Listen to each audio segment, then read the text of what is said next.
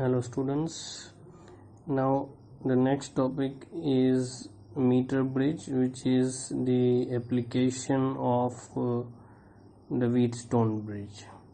We have already studied in the Wheatstone bridge that when the resistance is, suppose if this is the meter bridge, this is P, Q, R and S. So at that time we have already studied that if P upon Q is equals to R upon S, then the Wheatstone bridge is said to be balanced Wheatstone bridge. So here also we will see a similar situation. The meter bridge is also, if we see carefully, is also a Wheatstone bridge. So we can say that the principle of the meter bridge is Wheatstone. So it is based on Wheatstone bridge. So as in the Wheatstone bridge, you can see that there are 4 resistances, and on one of the diagonal there is a galvanometer, and on the other diagonal there is a battery. In the same way, you can see over here that these are the 2 resistances just like P and Q, and this wire which is seen over here is of 1 meter length, and it is made of a material which has resistance. So when this pointer, it is called the jockey, is over here, then it divides the wire into 2, और ये जो 2 भाग में उसने divide किया है, तो ये एक रेजिस्टेंस माना जाएगा, ये दूसरा रेजिस्टेंस माना जाएगा. तो उस हिसाब से ये 1 2 3 4 रेजिस्टेंसेस हो गए. बीच में ये गैल्वेनोमीटर आ गया जैसे यहाँ है, और यहाँ उसके दूसरे डायगोनल पर बैटरी आ गई जैसे यहाँ पर है. और ये जो पार्ट यहाँ पर दिख रहा है वो मेटल का है, ये सब मेटल का है, और ये पूरे अपैरेटस को वुडन बोर्ड पे रखा हुआ होता है. नाउ ये वर्क कैसे करता है वो देखना है. कि जैसे अब तुम्हें पता है कि व्हीटस्टोन ब्रिज कैसे काम करता है, कि अकॉर्डिंग टू व्हीटस्टोन ब्रिज अगर P upon R is equals to Q upon S है, या P upon Q is equals to R upon S है, तो हम उसे बैलेंस व्हीटस्टोन ब्रिज बोलते हैं, जिसका मतलब है कि गैल्वेनोमीटर में से कोई करंट नहीं जा रहा है.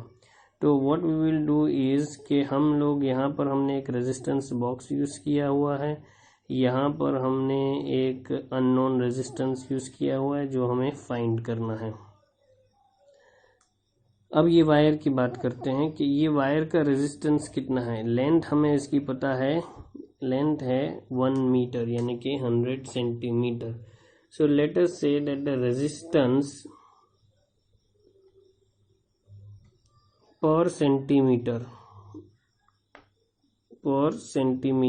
ऑफ वायर, ये इस वायर का पर सेंटीमीटर का रेजिस्टेंस है RCM, यानी 1 सेंटीमीटर का RCM. So if we have 2 centimetres 2 RCM, 3 centimetres 3 RCM. Similarly if we have L centimeters, then it will be L into RCM. तो यहाँ से यहाँ अगर हम इसको नाम दे दे A, और इसको नाम दे दे, इस पॉइंट का नाम दे देते हैं C, और यहाँ इस पॉइंट को हम नाम दे देते हैं B.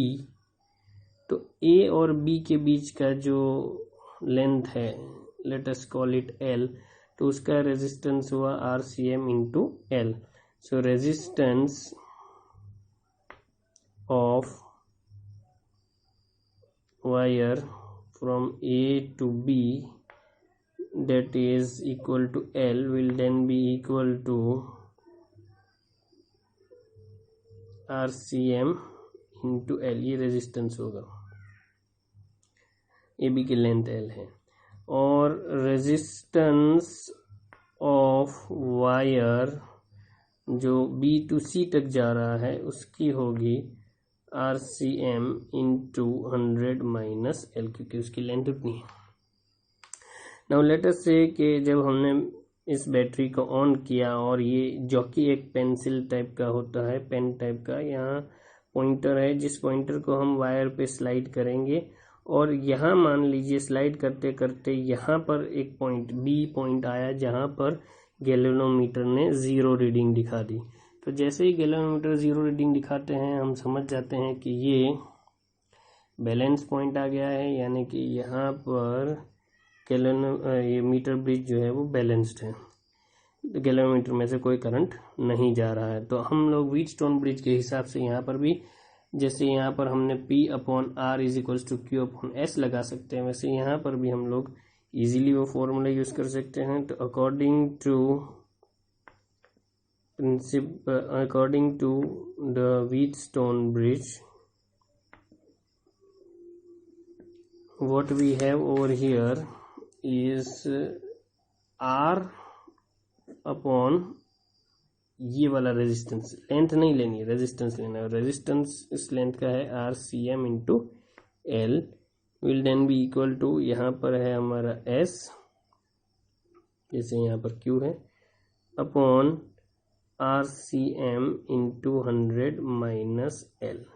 क्लियरली RCM यहाँ कैंसिल हो जाता है, तो finally what you get is R upon L is equals to S upon 100 minus L।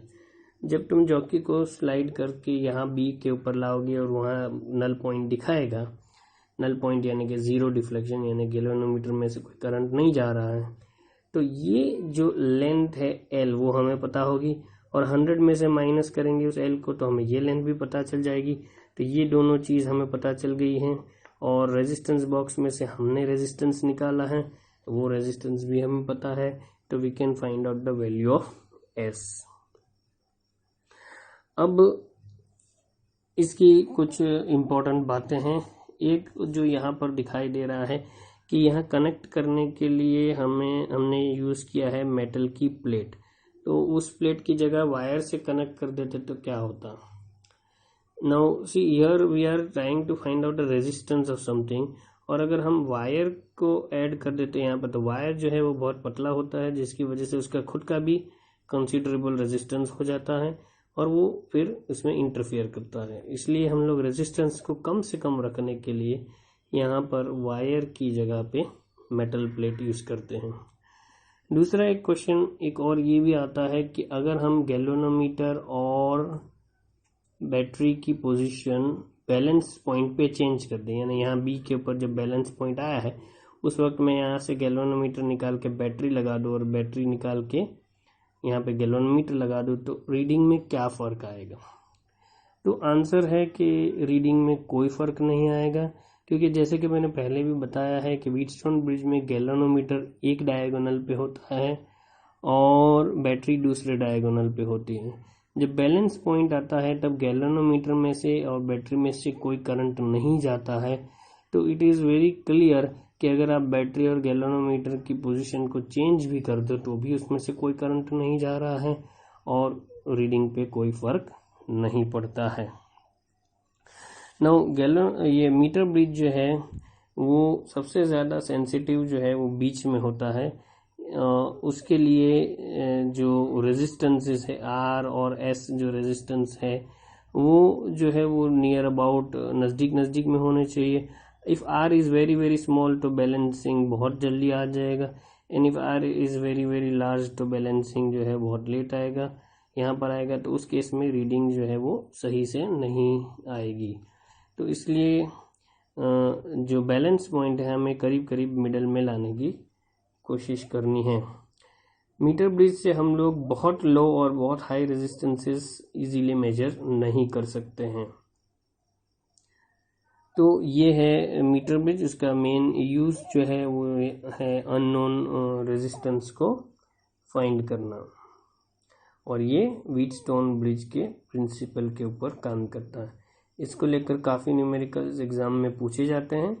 We will see afterwards certain numericals.